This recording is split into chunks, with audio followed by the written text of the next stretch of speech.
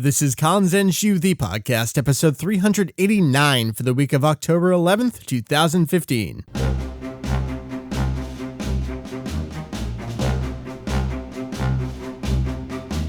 What is up, everyone? Welcome back again to Kanzenshuu, the podcast, an extension of the all-encompassing Dragon Ball fan site, Kanzenshuu Super. That's right, Super EX plus Turbo Alpha. We cover anything and everything Dragon Ball in hopes of enlightening and a little bit of Championship Edition. Heath, how are you, sir? I am fantastic. That's great. My name is Mike. Because I'm not sick. VegettoEX, and I got something. So this is kind of like my last hurrah. Can I get a podcast episode out before I decide that I can no longer speak? So here we are. It's been another couple of weeks in between episodes. It's a combination of everyone's busy and Dragon Ball Super is the news, is the content. How do we want to approach things? Everything's on the back burner, yet we're slaving over everything at the same time. I don't even know what's going on. There's Resurrection F. There's toys. Super big Gohan toys.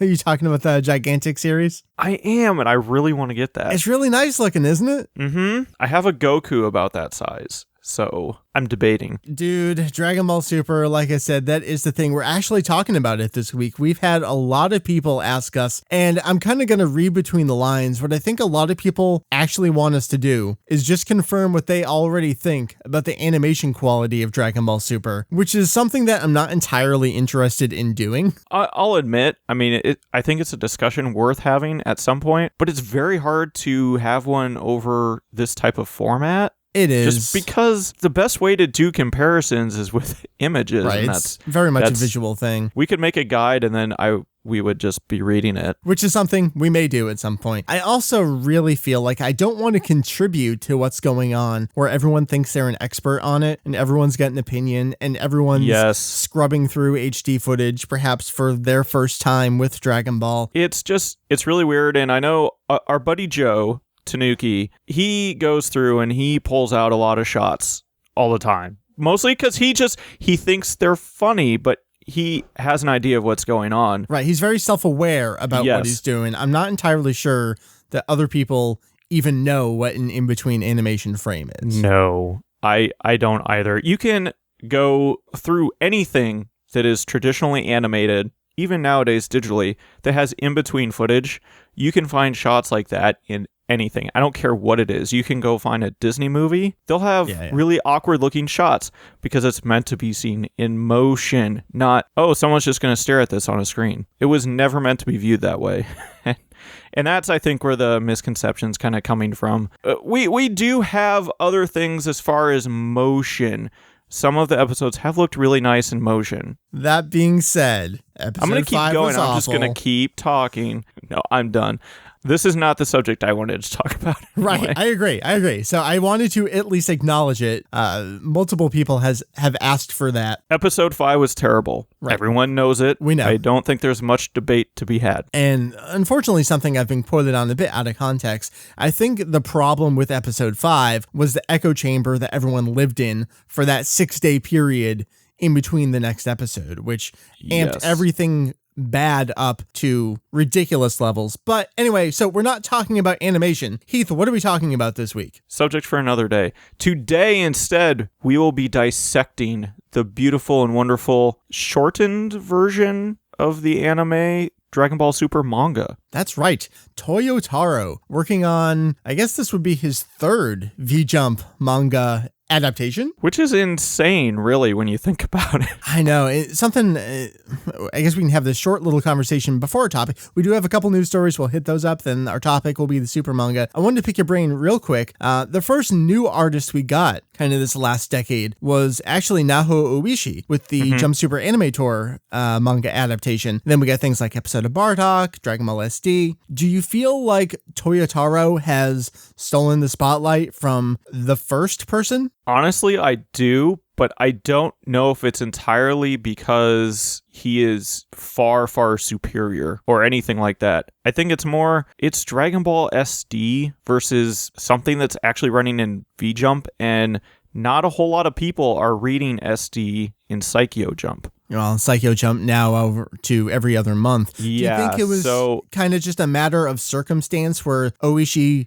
got committed to doing SD, even though she'd already done things like episode of Bardock? You think it was just, well, we got to have Toyotarō doing V-Jump stuff, and he just kind of fell into what he's been doing? I think for the most part, I very much do.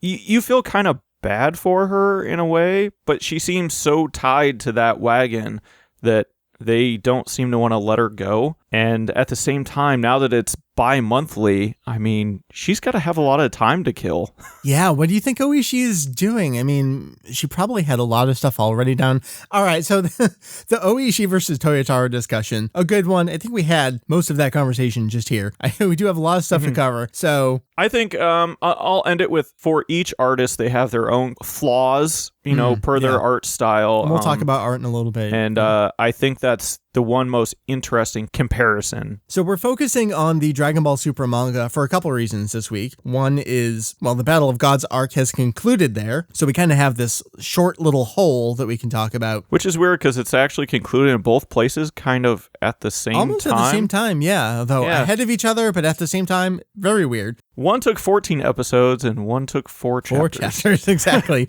And that's kind of the lead-in is the news about what is going on with the Dragon Ball Super manga. So let's do some news right now. We'll start things off with the obligatory video game news. Dragon Ball Heroes is celebrating its 5th anniversary. Heath, can you believe Dragon Ball Heroes? I mean, for our own reasons, I think we all kind of very well remember the pre-debut of Dragon Ball Heroes. Yeah, I remember a lot of phone calls being had. That was fun. Yeah. But Dragon Ball Heroes 5 years old now. Again, I feel like we say this every year with every anniversary. I think it surprised not just us, but Bandai Namco at the same time. I think it really sneaks up on people. It's weird because, yeah, it's the 5th anniversary, but then I remember that and I think back, God, I feel like it's been around for like a decade. It does. It feels older yet younger at the same time. It's the evergreen thing for Dragon Ball right now. No matter what's going on, Dragon Ball Heroes is the constant. So, well, when you keep having new series and movies and different people, can just and then you're like, hey, let's just bring everybody back from hell and we can start all over again. Bring everyone back from hell. That sounds familiar. Yeah. Yes, Dragon Ball Heroes moving into a new story arc, bringing everyone back from hell. Their 5th anniversary, the big celebration was a live stream. We had Masako Nozawa, we had Ryo Horikawa. Comments from Toriyama. Yeah, I feel like a lot of people watch the stream, and this is the thing we're good at. We have Jake and we have Julian, and we can say, hey, watch this 3-hour video, pull things out for us.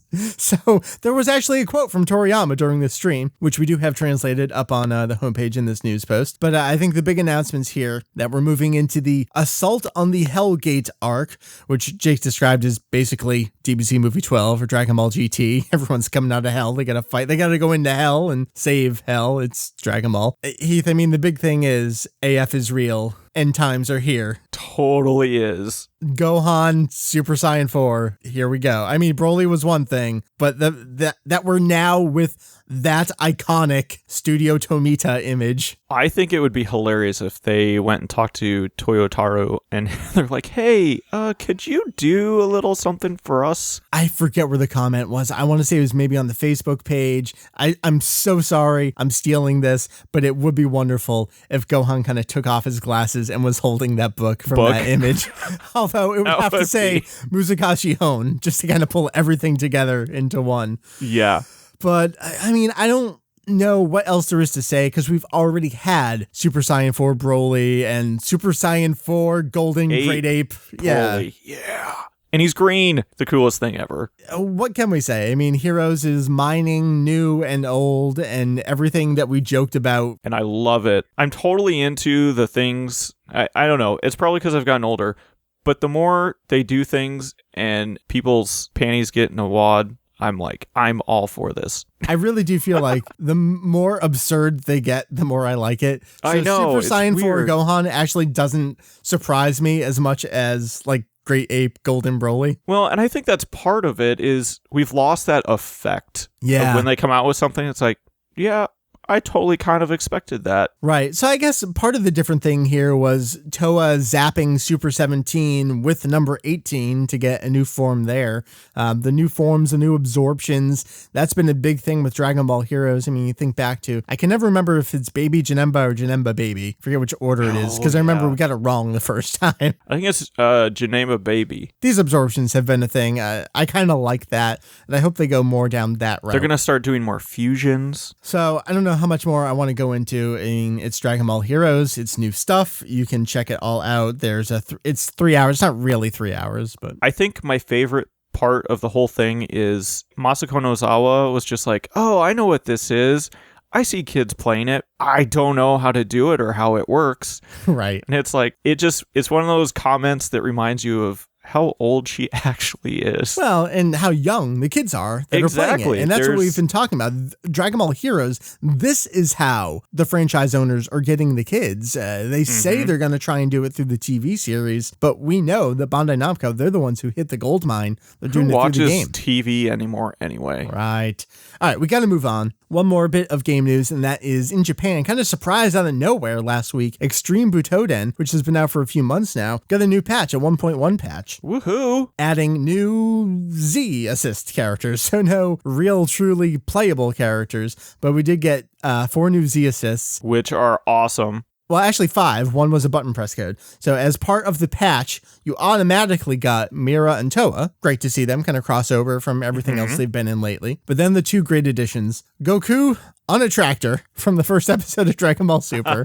He just drives in and slams into your opponent. And then Vegeta Bingo from Battle of Gods. Great additions there. And then an extra one unlocked via button press code on the title screen, similar to lots of other Z assists. Tridadin! Policeman. He zooms in on his hover bike and slams into the opponent. Well, slamming into opponents with Z assists. I think that's the way to go. Yeah. I mean, if you're going to take somebody out, you might as well just drive into them. And then if you can pull out the handcuffs and take them down. Yeah, it doesn't go that far. No. A little We Are starts playing. Right. Like, what is this cross reference? That would be cute. So we've reached out to Bandai Namco North American branch to see, are there any plans for this patch? Will it be available? Maybe even at launch? Haven't heard back yet. They may have, as I generally suspect, they're probably as taken aback as we are that this thing exists. They may not have even known about it until the day it came out. So we'll keep you apprised of whether or not that's going to hit the international release, which is next week. A couple days in Europe. By the time you listen to this, depending on how fast I edit it, may actually be out in Europe. I think that's the 16th.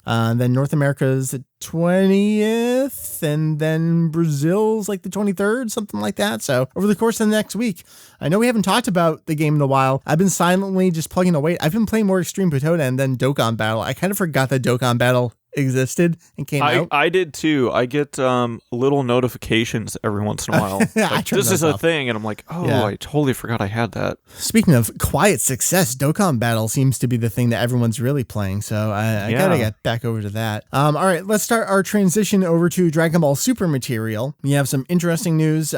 Let's sandwich everything with the, I don't know, sad, unexpected, but kind of expected news. Heath, we did get a temporary voice replacement going on right now. What has the situation been? So, yes, sadly, things happen, and it's something that we actually speculated on before Dragon Ball Super even started. Joji Yanami has had some various health issues recently. We've noticed kind of a lack of his involvement in things, but they announced Dragon Ball Super. They said Yanami is coming back to reprise his role as Kaio, and the narrator kind of got a little mixed reviews at the beginning, and we were really sad to hear that his health, we're not really sure exactly what it is that's happening. Japan, you don't get details.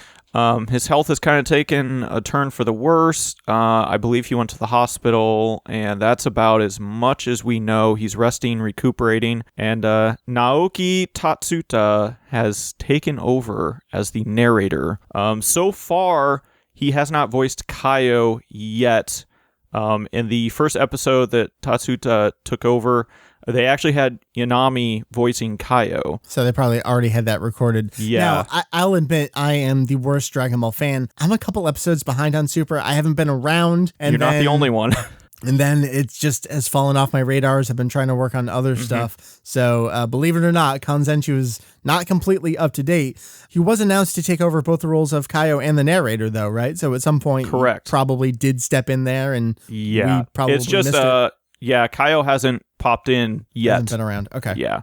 It looks like this next episode, 15 or 16 even, Goku is going to be going to his planet. So that'll be our first chance to really hear him take on the role of Kaio. And a lot of people have been speculating, what is it going to sound like? Because you always run into the issue, is the new voice actor going to try to mimic the old, or are they going to just adapt it to themselves? It'll be an interesting take. We've kind of seen this in Funimation Stub itself, so... Has Kaio really not been there in the last couple Super episodes? Again, I'm out of it, no. But it sounds like maybe you are too, but... Oh, no, I'm totally in it. I haven't watched this last week's episode. We're still working on the page, but I'm up to date. I'm one of the few. I want to say that someone commented. I've seen comments on his voice as Kaio, so... We'll have to take a look. We will catch up. Yeah. Sorry. We've been behind. It happens. Life is crazy right now. So that's the situation. Of course, we wish him the best, and we're... I take it as it comes. Honestly would be surprised if he came back. I would too at this point, Just the way it sounds. I know they left it very open-ended. They're gonna take it by ear sort of thing, but right. I would be surprised. All right, let's move on.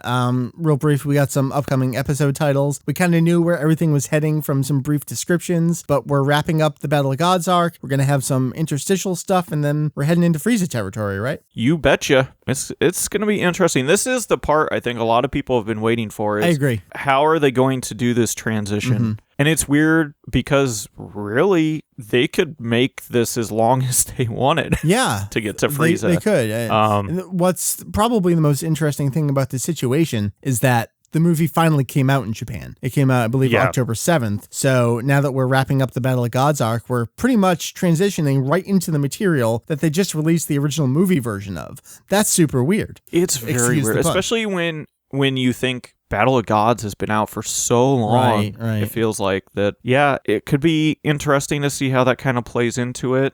And I think that's why people were so tired of that material. Is the movie's been out for a while, then we got the extended edition, international releases delayed, and kept its interest going for so long. I can completely understand where those people are coming from, because I've seen a lot of comments of, well, somebody just let me know when wake me up when Battle of Gods is over. I've seen this before. I will say I think they did a great job for the most part of adapting it, making it different enough. But, overall, you can only do so much to make it different without making it completely different, that it'd be a whole different thing. Well, and I think people wouldn't like that either. So we'll get to that with the manga adaptation, I think. All right, so you check that all out on the website. And then here's the big news. And we'll kind of just give you a tease of it, and then we'll get to it in the topic. The Dragon Ball Super manga is moving ahead with more Champa material, and we're not entirely sure if they're even going to do the Frieza arc in the Dragon Ball Super manga. We'll know more about that actually probably within about a week. V-Jump is on the 21st of each month, so if people start leaking things, that's really kind of big. Yeah, I mean, it was something that I honestly hadn't even thought of. Right, the fact that right. He's already pretty much adapted the movie, so are they really going to make him redraw the whole thing? A good portion of the movie, anyway. So... yeah, right. So we'll see. All right, so we will get to that in more detail momentarily. It is time for our topic here, the Dragon Ball Super manga, Running in V-Jump by Toyotarō. So for a recap, Dragon Ball Super, that's a new series. That's airing on TV. Oh, you already knew that part. The Dragon Ball Super manga is a separate adaptation of the same underlying base material. It's being serialized in V-Jump, which we've talked about a couple times. It's another magazine that Shueisha puts out. It's released pretty much on the 21st of every month, barring like a weekend or a holiday kind of thing. And it's usually targeted towards video games. It is primarily very heavily. Yeah. Yes. But it's their outlet for kind of cross-promotional advertising with all of their other stuff as well. And there are usually typically a few manga series that will run in it, but they, are heavily towards video games, so you'll get a lot of like codes and Yeah. posters and cards. Lots of so it's not stuff. near like Weekly Shonen Jump, which is almost entirely manga. Right, almost entirely manga with some advertisements. Yep. It's more advertorial, if that's a better way to describe it. It's if you like pages and pages and pages of screenshots of video games, right? This is what you want.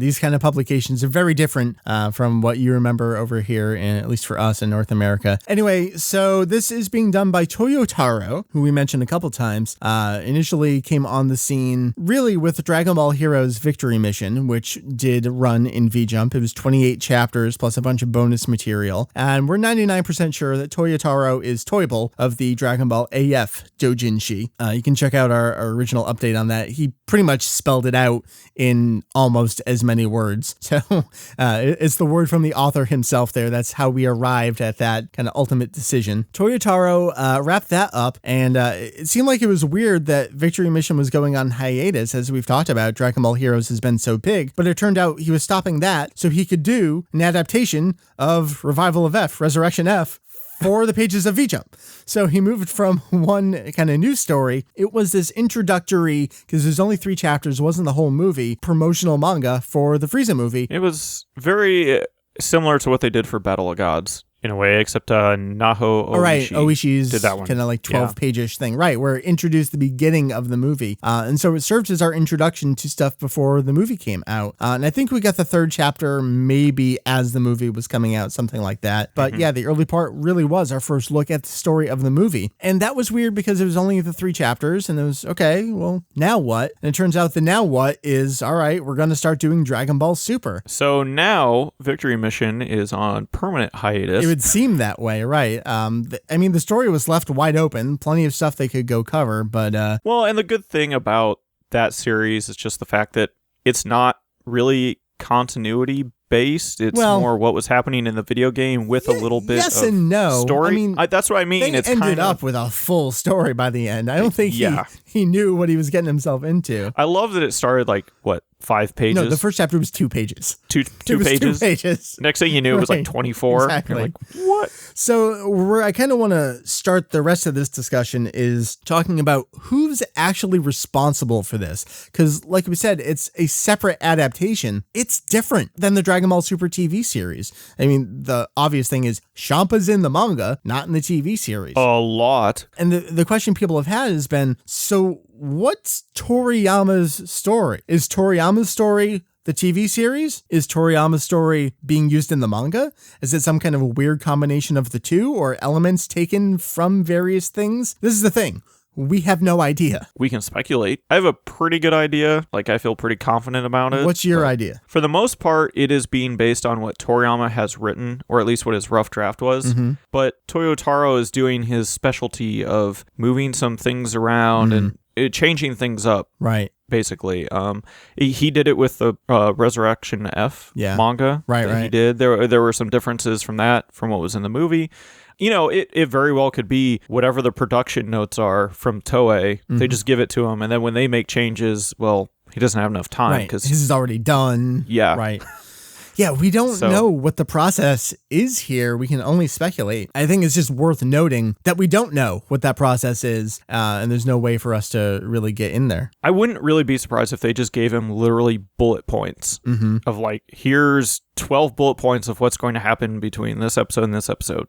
Go with it. Yeah, I think we'll talk a little bit about that in episode 1. So we've talked about what it is, who's behind it, where it's being published. It debuted in the August 2015 issue of V-Jump, which was released in June, and it's been running monthly ever since. Nice, because that premiered just right before the first episode. Right. So the manga, like the Frieza adaptation, was our first look at what the story was going to be. And we kind of held tight to that for a while until we got to see that first episode. So before we actually jump into the chapter, the only thing I want to lead in with here is one quote we have from Toyotarō. This is from the same issue, August 2015. Alongside the first chapter, he said, "Getting to see a new Dragon Ball anime series every week makes me too happy. With this comicalization, I want to make my own small contribution to the excitement, so everyone please check out the manga too." Doesn't tell us much. All we can kind of read between the lines is he gets to do things slightly differently, which is what we've seen. And that's almost what we kind of expected. Because that was the big discussion that we originally had when this was announced, was, are people really going to want to read something that exactly you've already same. just watched? Or then watch exactly Mostly what you just read. because, it's a weekly anime series, whereas the manga is monthly. So it was going to be, what was the overlap? We didn't know, and it's so nice that we actually have a little something to go by now. And I think that's what makes it different from the original Dragon Ball manga and the original Dragon Ball TV series, where they were both weekly, and one didn't start for quite some time after the original manga was done. So there was that buffer material, and of course that led into filler, and that was, wanting to tune in to see your favorite version. These were being produced pretty much simultaneously. So then what would be the point of telling the exact same story? So let's just get into it. Chapter 1, pretty much the same as what we saw in episode 1 of Dragon Ball Super. Couple differences: no Goten and Trunks material, their side adventures getting the water. So no real B-story stuff, and we'll see that a lot in the Super manga adaptation. I can say is actually really kind of nice how it just cuts from thing to thing, and we'll get into a little bit more, especially once you start to get to like chapter 3. It's really nice how it flows. I think it worked well for this first chapter. Yeah. Maybe not so much in chapter 3. That's very different. Yeah. But for the pace of this chapter and the material we saw in the TV series needed that extra 15 minutes to buffer things out and feel like a coherent show. The one big difference, other than excluding material, the aliens that were completely different, and Toyotarō always being clever, completely different thing going on, yet almost entirely the same somehow. We got the Soup Yasai Jinkot pun, which was genius, which we're like, why isn't this in episode 1? It's aliens. It's sort of the same situation. Oh, maybe we'll get different aliens that use that pun later. So this seemed to be that, like you were hinting at earlier, bullet points. Aliens, try to poison Beerus. Move on. Yeah. And he's really good at inserting little tiny, almost, you would swear Toriyama came up with it. And I think that's a real testament to, as we've seen in the past, Toyotarō is very much a Toriyama fan through and through. And I think he knows his work so well. It's so easy for him to just fit these little puns in that totally just fly over your head. Sometimes I feel like he knows Toriyama's work too much and kind of slavishly adheres to like faux Toriyama style. I will admit that sometimes it's a detriment to what he's trying to do, because he's trying to mimic it almost too much and not so much. And you kind of see through that mimicry. I think chapter 1 was fine for what it was in that area. Is there anything else to say about chapter 1? We got to see Goku's image training with the fake Frieza and Cell and that kind of stuff. That was pretty cool. Overall, it was exactly the same. Pretty much the same beginning and end with Goku, Tractor, peace, reward. It was pretty much the first episode. And so I think that started the conversation of, man, if the manga is only going to cover one episode at a time, they're going to fall behind real freaking fast with 4 episodes into 1 month. Or the other worry was they're going to skip 3 every month. Right. Well, they just skip ahead and you'll be expected, kind of like Victory Mission did at first, where it wasn't really a coherent story. They just jumped around. So I don't know what else we can say other than it was definitely a Toyotarō chapter. It looked like his art, which is close to Toriyama, and he got to do a couple of his own things. And that was just one chapter for a while. We didn't know where we were heading. And I thought it was a solid chapter to begin with. I agree. So I agree. It let itself do its thing, and we were left waiting for quite some time. What was chapter 2 going to be like?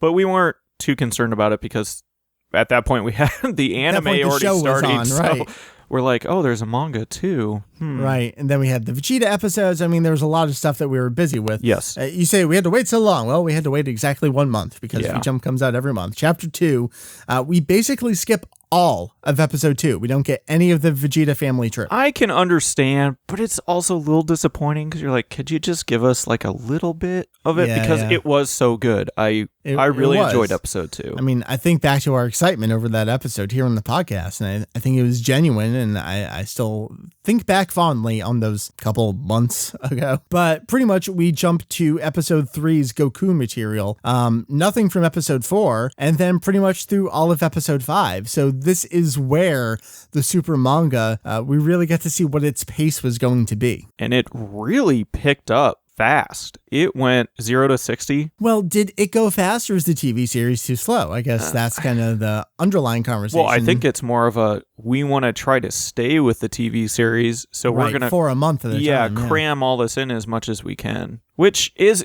kind of hard in a way when he only has 14 to 15 pages to work with. Exactly. And who knows, like we were saying, what's being changed at what time mid-production. It's kind of like, we'll jump ahead just here real quick, but when it goes from Chapter 2 to Chapter 3, the TV series really plays out Beerus showing up on the boat and, hanging out on the cruise liner with everybody and eating. And in the manga, I mean, it's literally, hey, I beat Goku. Boom, he's kicking Gohan's butt on the ship. Right, and Gotenks is already there. So you can just see all the stuff that the TV series really had to kind of pad out, which is weird to say because it's not really filler material. But you almost have to explain how he got there. I guess you don't. We have to stick with Chapter 2 because here's the big thing. Champa's introduced in the manga in Chapter 2. Mid-chapter, not even at the end. Mid-chapter, you're right. As of our recording, with the TV series wrapping up the Battle of Gods retelling arc, Episode 14. Other than the opening theme, Champa has not appeared in the TV series. I know. Entirely new exclusive to the manga. And I think a lot of people were really disappointed because I remember even when he first appeared in the manga, everyone's like, sweet, he's going to appear like right away. And we were all just waiting and people were speculating, oh, I bet episode 5, he's going to show up because that's kind of when he showed up in the manga. And then not there. So like, okay, maybe they'll switch things up a little bit. We'll still get him at some point. Still not there. It is weird, but we kind of have a hint.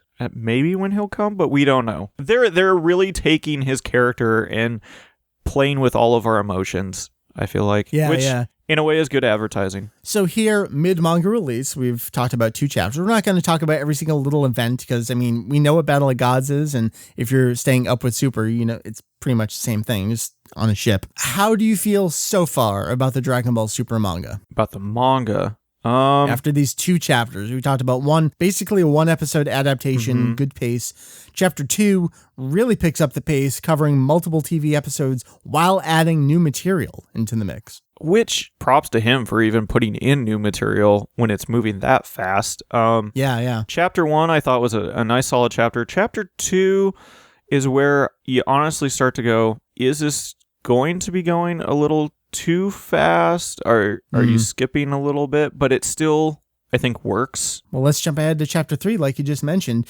We jump right into the middle of the story. We've skipped Beerus arriving in the pudding. As the chapter starts, Boo has apparently already had the pudding, and they're already fighting. And Gotenks is already formed. We get Super Saiyan 3 Gotenks here, as opposed to the TV series. That was the weirdest thing about the beginning of the chapter. Not so much that he just appeared, but that he actually drew in them arguing over the pudding.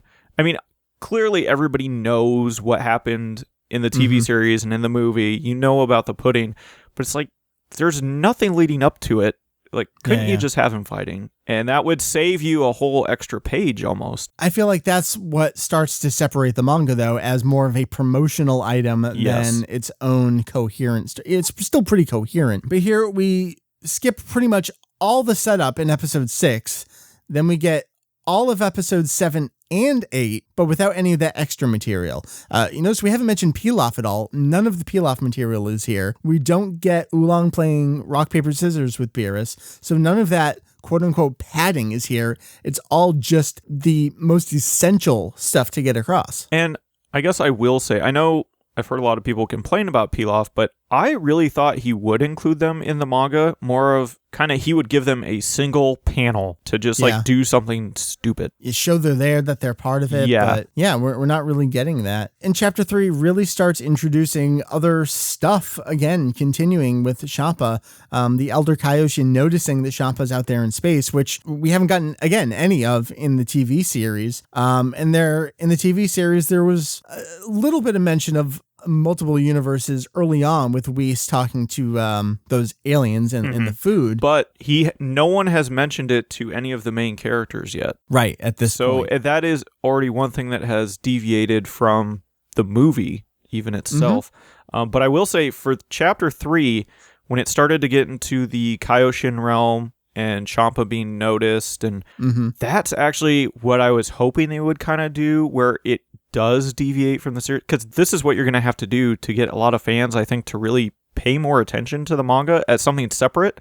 I agree. Yeah. Oh my gosh, what's going on? I want to know, because honestly, I do want to know what the hell's going on. I do want to know too. And that's why I'm really curious about why this is going to be so different, because, well, they still have to introduce Champa in the TV series, right? Right. Or are you going to be expected to have been reading the manga? Because that makes no sense. No, I really don't think they could pull that off, just because, honestly, from what I've heard from people in Japan, most people don't even read V-Jump, right, at all. I mean, it's big, but it's not that kind of big. I think where I was going with this is, in the manga, here's where we get our mention of multiple universes. So we got a hint of it earlier with Whis in the TV series, but here in the manga, they're talking about Champa, and they're talking about multiple universes, because hello, Kaioshin from Universe 7. That's where it's obviously there's different stuff going on here out in the larger Dragon World. And the other thing that I think is a credit to the manga so far has been that, yes, Champa has been appearing and been doing things, and we're getting hints at what he's doing, but there's still been absolutely no backstory to, like, who he is. Right. What he actually is doing. Like, what are the ends, or what are the means to his end? It's kind of like... Right, what's his end game here? We kind of get that he's looking for the quote-unquote super Dragon Balls, but what's he going to use them for? So it is kind of nice that we're introducing this character. You actually get to see him in the manga, yet we're still not really telling you anything about him, but you're still so drawn in. Yeah, and you're getting something about him. You see how he seems a little more worse than Beerus. I know it's a terrible way to phrase things, but he definitely, not that Beerus is kind of this wonderful, nice guy. He sort of kind of is, but he's also pretty terrible. But Champa really seems to give less of a shit than anyone else. I would agree with that, which is actually, I think, a good thing, something that the series has been kind of missing for a little while, especially for fans that really liked, say, Vegeta when he first appeared. Right. And I think that really lends more to that, and I think we'll get into it more once they start training with Whis. Right.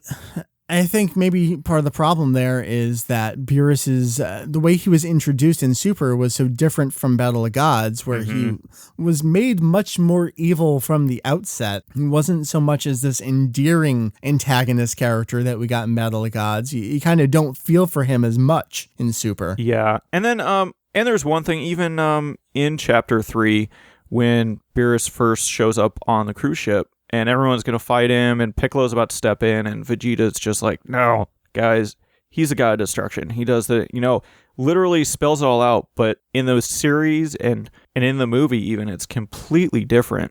So that was one thing that I was kind of shocked at, but I really wasn't too shocked just because I knew they probably had to rush this real quick, and having Vegeta explain it in 3 panels was a lot faster. Yeah, it's a better way to do it. So let's jump into Chapter 4 here. We pick up pretty much right where we left off in episode 9, which is covered in its entirety in 1 page. I think more so than Chapter 3. This is that one episode of Super where pretty much nothing happens getting Goku up to Super Saiyan God. They do it in a couple panels. They're like, oh, and Videl was pregnant. Which is honestly the way it should have been done in the series. But I think Chapter 4 is the huge showcase for just how different they are and how fast this needs to be. We learn more about what Champa's up to. Apparently the Namekian Dragon Balls are not what he has in mind. The Kaioshin were worrying about that. The fight ends more or less like Battle of Gods, which is a little bit different from what we just wound up with in Super, with the whole falling asleep thing, just being slightly different. Which is pretty cool, right? Yeah, it's different, so I'm glad it was different. But it totally fits in with the character. Right. I think this is one of those situations where Toyotaro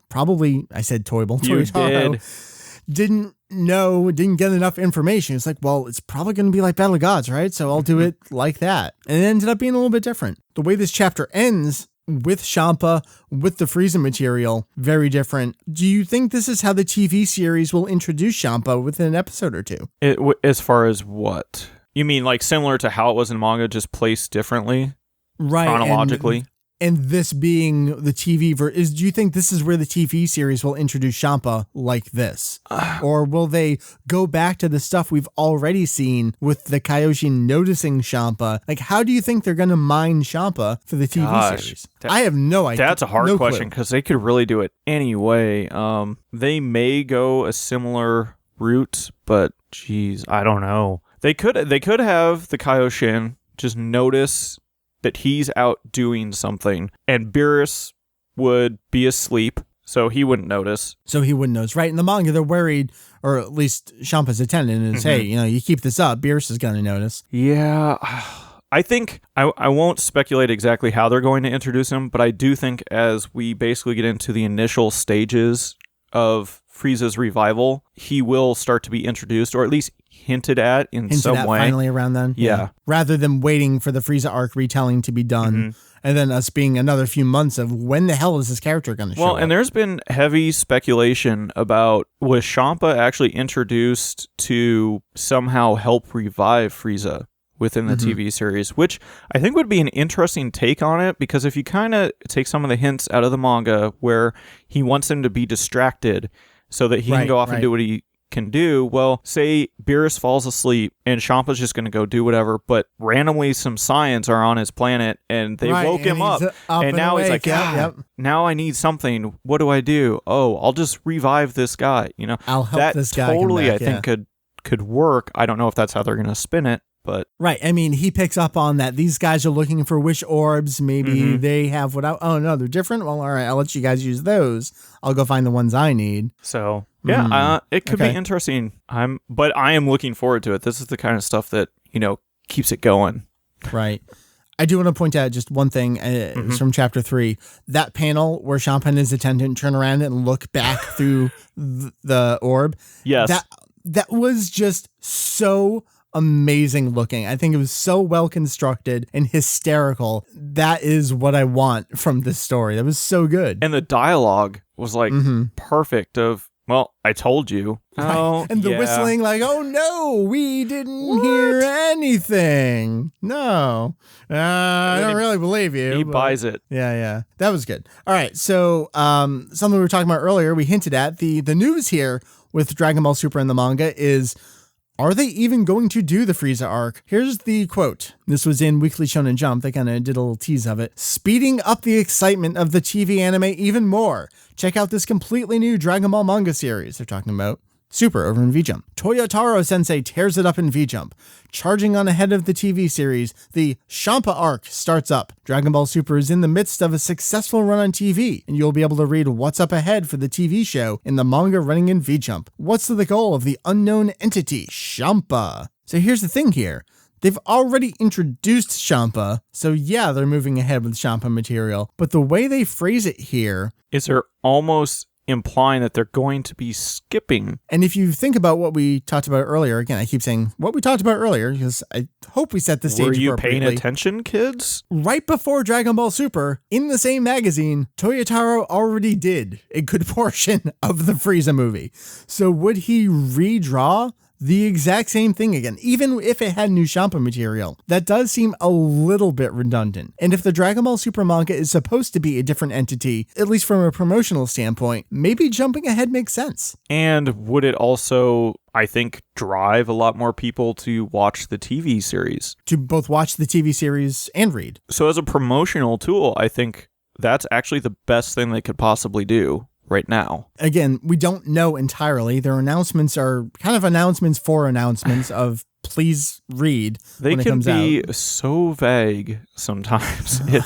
There are times I go back and forth with Jake and Julian. I'm like, well, can you spell it out a little more? And they just go, no, really can't. It's that vague. Sorry. Yeah, it's tough reporting on this stuff sometimes because we really don't know what they're trying to say. So we have these 4 chapters. Battle of Gods arc has been retold in manga and now pretty much in the TV series. So let's talk a little bit more holistically about the Dragon Ball Super manga adaptation. Do you feel that it served its promotional purpose so far? It sounds like it did from everything we talked about, where we're kind of excited about its new story elements and we keep wishing for them in the TV series. I found myself at one point at least saying, gosh, I think it was after chapter 3 that I almost wish this was weekly. I mean, I would hate it because that's a lot more pages we would have to make.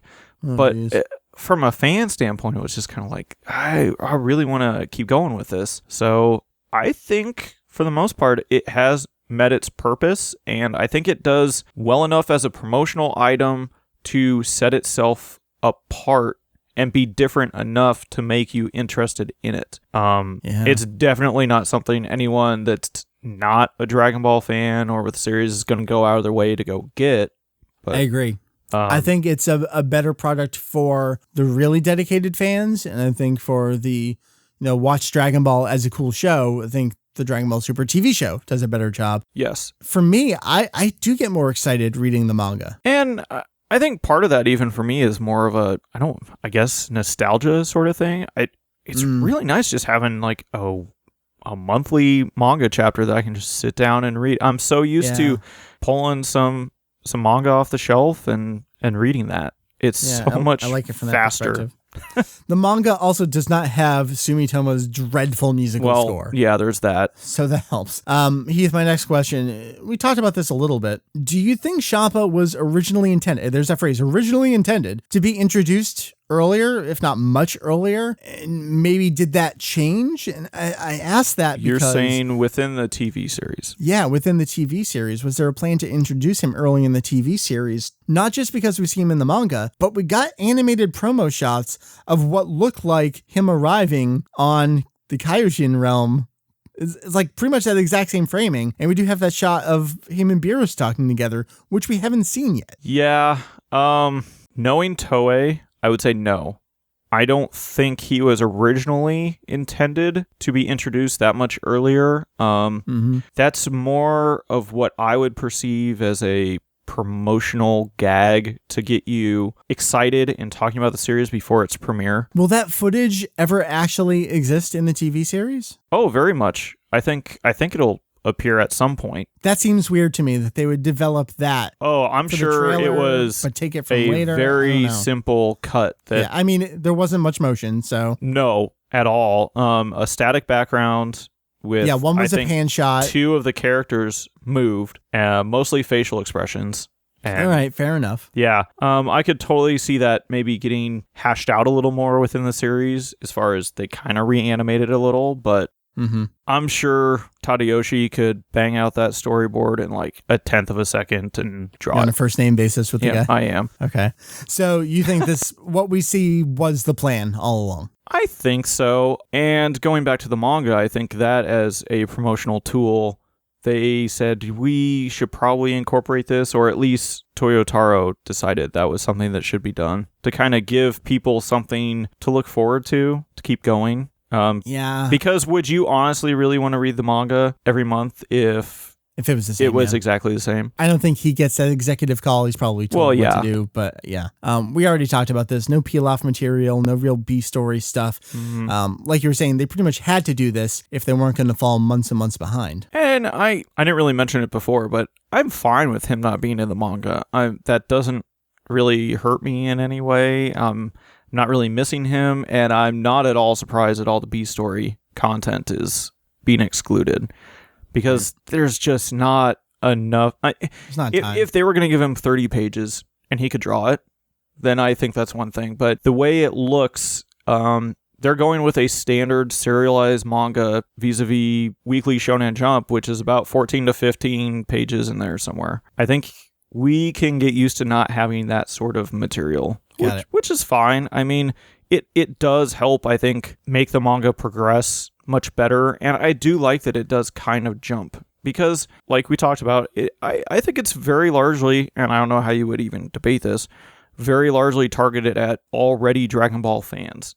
And you're going to know what happened in between some of these breaks. Some of them aren't even set up that bad. I mean, the fact that he appears on the ship and he's already fighting them, we know he's kind of a douche already, and, Yeah, like you were talking about earlier, V-Jump, I mean, it's a big publication, but not everyone in Japan is reading it. The readership of V-Jump not only has seen Battle of Gods, but has played Xenoverse, has played probably Battle of Z before it, has been playing Heroes, Discross. They know what's going on. Pokemon, Digimon. All the Mons. All the Mons. So, general art quality. I mean, Toyotarō, we know what to expect at this point. He's very much I kind of see his art as the in-between Cell and Boo arc kind of inspiration. It's angular, but still shorter than. Yeah, I think he's really come more into his own with it while trying to stick to very Toriyama-esque. Yeah, I agree, but I feel like he's stuck between time periods. And he can't help himself, and he can't help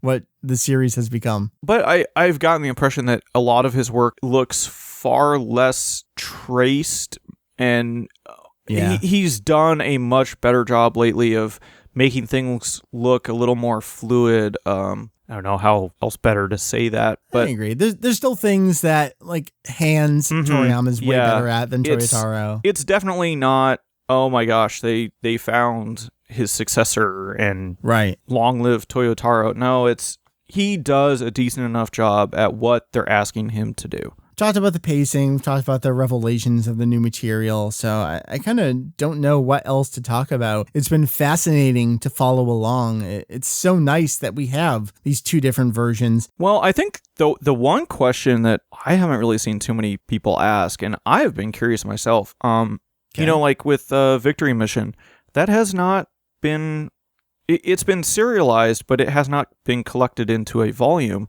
And I'm really curious if they're going to take this material and actually, you know, volumize it and sell it. Yeah, Naho Ueshi, some of her bonus material does make its way into the Dragon Ball SD collected volumes. We've had 3 of those so far. Things even like, I think just the one-pagers, those get collected over there. Toyotarō doesn't have anything like that. I don't think any of his work has been published. No, it's been Victory Mission, then the 3 chapters, Revival of F. It's gotten digital releases over on the Jump Plus app and your promotional codes and that kind of stuff. Victory Mission, they did release all in one batch if you happen to get it at the time. The Frieza chapters went up digitally. They were free for a while on the Jump site for about a month at a time after the next one came out. So there's been sort of release, but this is the thing where Japan, they don't go all in. They talk the big talk about we're entering the new era, but you can't just buy the stuff you want. I just think it'd be interesting. The only thing was, you know, they usually collect like 12 volumes or 12 chapters per volume.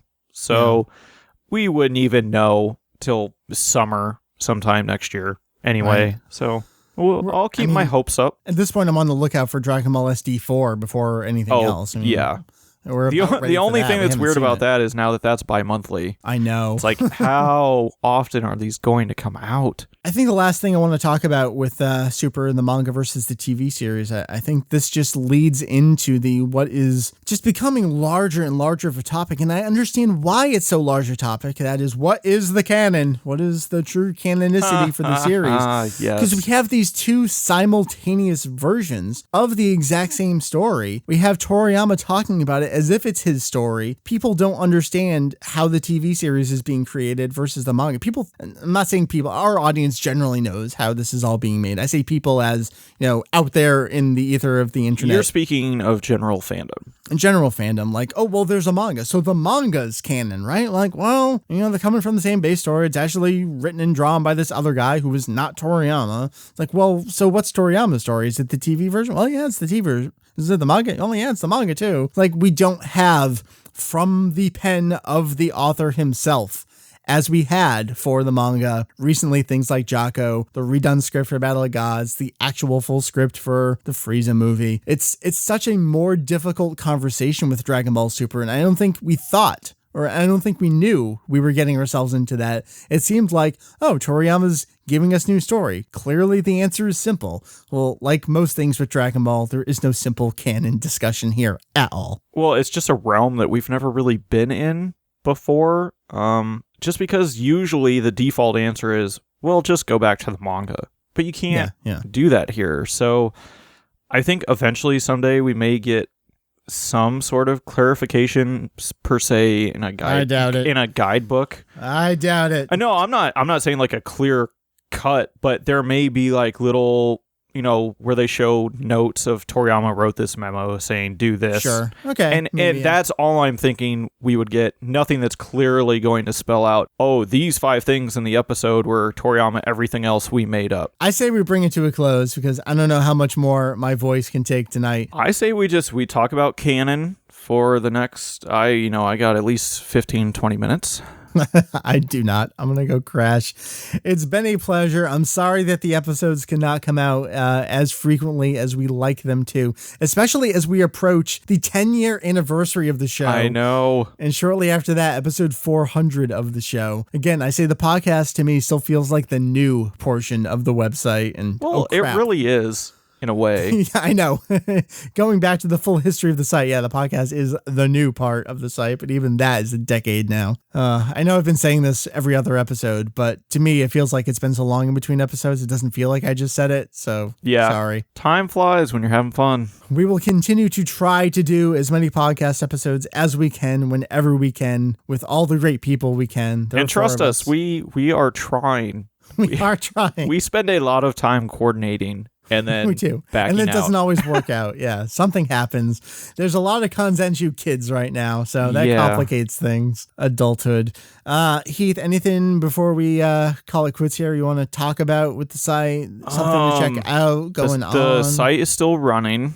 It is there. It's trucking along. I check it every once in a while. Episode pages for Super. We're doing okay with news now. Yeah. We're up to episode 13 of Super. 14 should be up shortly. I tried my best all week to work on manga guide stuff, and it just did not happen. We started doing that. It's been a lot of collaborative work of, hey, I'm starting this. Can you do this? Okay, right. I'll go do this. And so once again, we have a lot of stuff going on, none of which can see the light of day. Some of it gets done eventually. Hey, the Frieza movie came out in Japan. It did. Of that was awesome. Which we're working on that page because the storyboard book that came with it revealed quite a bit of things. Talk about that. Yeah. Oh my God. I believe you mean the storyboard book. Yes, I do. I still can't believe that they actually, I figured, they went through with it. I know. When it first appeared on Amazon Japan, it was like, okay, I understand it's a typo, but it's all promotional. Like, they just digitally create that. They're not taking a photo of an actual product. It's not the final template, right? So you think somebody would catch that. Apparently they can spell Frieza right everywhere. So they can spell Frieza right, but not bored. Exactly. And Funimation's release, the 20th is a big day. Extreme Butoden in the US and Funimation's release of the movie. There's already a digital download dub and sub that you can get off of iTunes. That thing's up in the PlayStation Which store. Which was really weird because it wasn't promoted at all. And then people found it. And you can get it with subtitles. I was like, oh my God. I think the credits are in Japanese on that version too, if I remember reading that. So, well, they're translated. Oh, they are? Yeah. Okay. Yep. Interesting. All right. Which is always weird. That has been one of my contentions. If anyone out there knows who does Funimation's English credits, like the translated Japanese credits, I would love to meet this person because you want to buy with them? You're doing your job. No, I have qualms because. Oh, you do?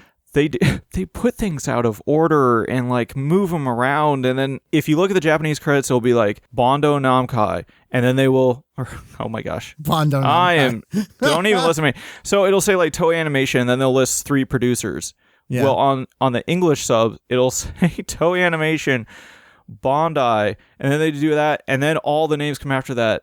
Well, they're associating them with the company in the Japanese one. In the English, they're just all strewn about, so you have no idea who works for. I say this with the most love possible, Heath. Nobody cares. I know. You're literally the only person, and I mean that in the best way because it would drive me up the freaking wall too. Oh, it does. I go through. I'm like, are you kidding me? And they're in no order at all if you're trying to compare them. So hysterical. They did the same thing with Battle of Gods. But so yeah, there's all the regular pages in the news and stuff. Something I guess I'll preemptively plug. I have an interview that was with me, not one that I conducted. I was interviewed by Geekdom 101. It was actually a while ago. I remember most of what we talked about, but but not all of what we talked about. So now I'm worried, like, crap, what did I say? It's one of those situations. By the time you listen to this, it's probably coming up soon. That interview, I believe, is going up this Friday, which is 12, 13, 14, 15, 16. That'll be October 16th. I believe he puts up his interviews 4 p.m. Eastern. He did a series called Icons of the Dragon Ball Community. So I'm very honored to have been considered that. I don't know any of those people. That's part of my problem and how I know I'm old and out of touch. I have maybe heard of one of the other people, and that's scary to me because, and this is something he's been talking, I've been listening to the interviews since then, so I can learn who these people are. I think Geekdom Danny does a great job explaining how there are all these pockets of Dragon Ball fandom that don't know the other exists. Yes. And so I'm really happy that he's taking this opportunity to introduce everyone to each other. Not necessarily these icons, because I still haven't talked to these people, but the audiences of all these people can all come together and learn about each other. Yeah, it's weird because I'll even admit within my fandom, if you essentially weren't around from 1998 to 2000, I really don't know who you are. I know. We're awful. That's just the way it was. And I love somebody posted something about the Kanzenshuu blog, and I was like, since when do we run a blog? I know that's the new thing, and everybody has blogs. That's the thing we've talked about is Kanzenshuu is a relic of the internet past. I know. No one knows really what a fan site like what we run is. There aren't things like us anymore. And so I'm incredibly proud of what we have, but we don't offer what people want, which is short discussions posted every single day. You mean we're stuck in our ways? We are stuck in our ways. I mean, if you're listening to us now, if you visit our site now, you agree that we have something valuable to offer. I continue to think that, and I talked a lot about that. Listen to the goddamn interview. It goes up Friday. I'm sure it was fine. I'm sure I didn't offend too many people. Check that out. So thank you for considering me an icon of the community. Obviously, there are people before me. I'm so glad that Danny remembers people like Wuken and Curtis Hoffman, and maybe someday one of us can actually go back to those first generation American fans and get some of those stories. Talk too much about this. Check that out. Check out Kanzenshuu, all the social media stuff. I have to wrap it up. I have been Mike. That has been Heath. This has been episode 389 of our podcast, Kanzenshuu, www.kanzenshuu.com. You know where it is. Heath, wrap it up. Thanks for joining us for another spectacular podcast episode of Kanzenshuu. We'll be back in your ears soon, we hope. The end. さあ皆さんしゃべれば命の泉ワクワク